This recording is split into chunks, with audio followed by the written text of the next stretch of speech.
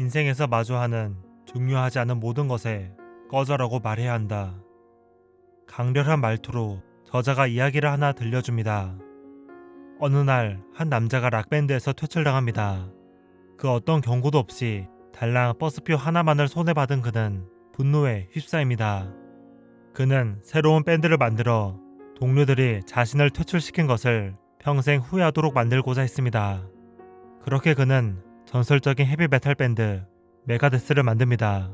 메가데스는 2,500만 장의 음반을 팔았고 분노의 남자 머스테인은 역사상 가장 성공적인 기타리스트로 손꼽혔습니다. 하지만 그는 평생 불행했습니다. 그를 쫓아낸 밴드는 전설 중에서도 전설, 전 세계 1억 8천만 장의 음반을 판 메탈리카였던 것입니다.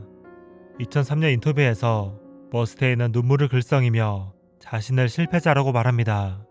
그렇게 엄청난 성취를 이뤄냈음에도 그는 아직도 자신을 메탈리카에서 쫓겨난 놈으로 생각했던 것입니다. 비슷한 일이 20년 전에도 일어났었습니다. 1962년 잉글랜드 리버풀에서 신예 밴드가 돌풍을 일으키고 있었습니다. 첫 음반 녹음을 3일 앞두고 드러머 베스트가 해고당합니다. 밴드는 링고스타를 새로운 멤버로 들입니다. 그리고 그들은 세계에서 가장 유명한 4인 밴드 비틀즈가 됩니다. 그 후 한동안 베스트는 심각한 우울증에 빠졌습니다. 자살을 기도하기도 했죠. 심지어 그는 머스테인처럼 성공적인 밴드를 만들지도 못했습니다. 그런데 몇 년 후 인터뷰에서 베스트가 말합니다. 계속 비틀즈 멤버로 지냈다면 지금처럼 행복할 수는 없었을 것입니다. 그는 비틀즈에서 쫓겨났기 때문에 지금의 아내를 만날 수 있었고 결혼을 하고 아이를 낳게 되었다고 말합니다. 그 과정에서 그는 돈이나 명성보다 사랑스러운 가족에 더 행복을 느낄 수 있었다고 말합니다. 메탈리카를 계속 신경 쓴 머스테인은 명성을 얻었지만 불행했고 비틀즈의 신경을 꺼버리고 자신만의 가치를 찾은 베스트는 삶을 행복하게 보냈습니다. 우리에게도 자신만의 메탈리카가 있을 것입니다. 자꾸만 신경이 쓰이고 나 자신을 불행하게 만드는 것 말입니다. 남과 비교하게 만들고 나를 작게 만들죠. 책 신경 끄기의 기술은 세상에 불필요한 이런 모든 것에 신경을 꺼버리라고 말합니다. 수많은 사람들이 떠들어댑니다. 좋은 삶을 살기 위해선 더 나은 직업과 더 멋진 애인과 더 넓은 집을 가져야 한다고, 더 소비하고 더 꾸며야 한다고, 더 욕망하라고. 저자는 우리를 비교하게 만드는 이런 메시지에 꺼져라고 말하라 합니다. 행복한 삶을 살려면 더 많이 신경 쓸 게 아니라 더 적게 신경 써야 한다고 말합니다. 우리는 참 사소한 것에 신경을 씁니다. 지나간 시험 한 문제에 신경을 쓰고 말 한마디, 표정 하나에 신경을 씁니다. 갖지 못한 것에 신경을 쓰고 외모의 작은 한 부분에 신경을 씁니다. 저자는 이러한 우리를 한 노인에 비유합니다. 이 노인은 계산원에게 유효기간이 지난 500원의 쿠폰을 안 받아준다며 신경질을 내는 사람입니다. 이 노인이 사소한 쿠폰 하나에 신경을 쓰는 이유는 지금 노인에게는 그보다 더 신경을 기울일 일이 없기 때문입니다. 우리가 지금 누군가의 어떤 말 한마디, 시험 문제 하나, 불쾌한 행동 하나에 신경을 너무 쓰고 있다면 그건 그보다 더 중요한 일이 자신에게 없다고 말하는 것과 같습니다. 더 중요한 일이 있다면 우리는 이렇게 말해야 할 것입니다. 에이, 기분이 더럽군. 근데 누가 신경이나 쓴대? 그리곤 자신에게 더 중요한 일에 관심을 쏟아야 합니다. 베스트처럼 부정적인 일에는 관심을 끄고 자신을 행복하게 할 다른 것에 집중하는 것입니다. 저자는 우리가 무언가를 원할수록 그 결핍을 느끼게 된다고 말합니다. 새로운 물건을 사고 싶을수록 자신이 더 가난해 보입니다.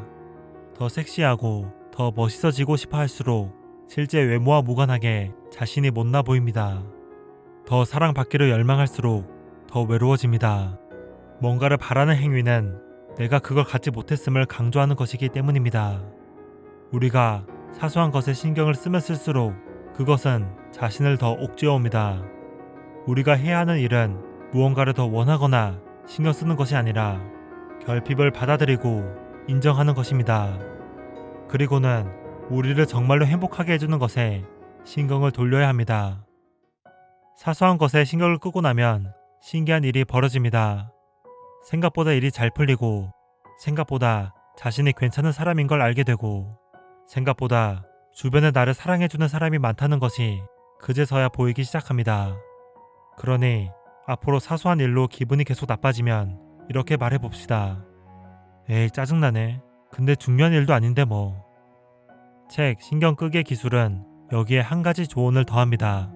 우리가 정말 신경을 써야 하는 가치 있는 일은 무엇일까요? 저자는 이렇게 말합니다.